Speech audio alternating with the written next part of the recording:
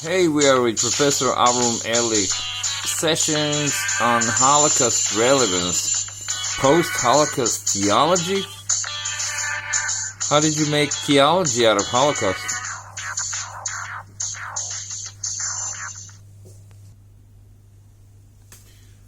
The very word Holocaust is theological. It means a burnt offering.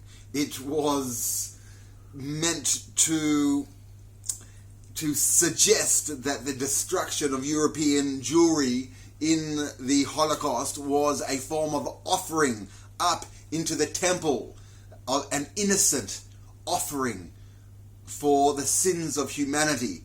So that very idea is theological. But what it means and what it should mean today, it could be something very different.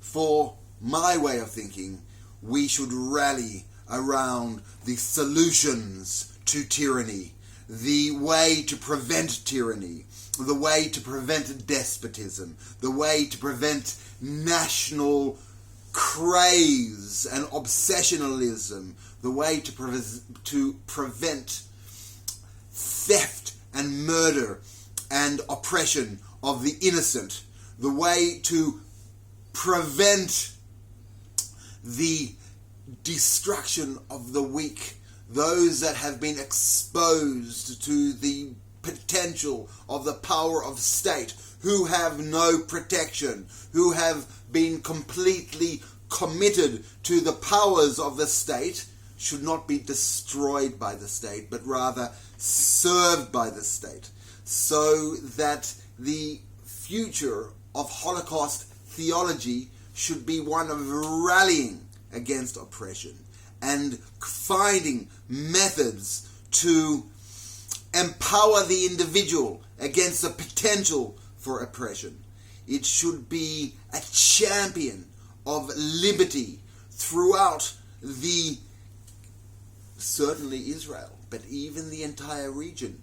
The Holocaust theology should champion Palestinian ideology and Palestinian liberation from their oppressors. Oppression is not necessarily easy to identify. Where is oppression? Sometimes oppression lurks in the most unanticipated places. Today, modern oppression is from a bureaucracy. Modern oppression is not from individuals which mean and intend to impress, because that has been ironed out. That is no longer legal for an individual to oppress or even to curse or even to slander another individual. But today's oppression is the oppression of the machinery of state on the individual. And that, for a modern theology, needs to be dealt with. That there can never be a situation of tyranny, of government on the individual. So, what is the lesson we have learned? Where should the theology go from here? Well, it is not enough. It is not enough for world leaders to come to Jerusalem to commemorate the 75th anniversary of the liberation of Auschwitz, and to have conversations polite and respectful towards the Jewish people, and then to do nothing.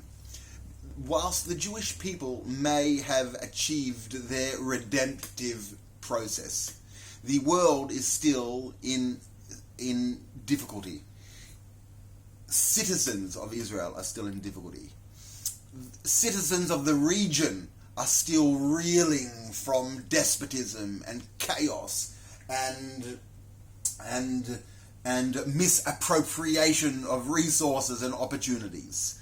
A theology for the 21st century, a post-Holocaust theology, would require the championing of all of the causes of oppression and tyranny, the challenging their solutions.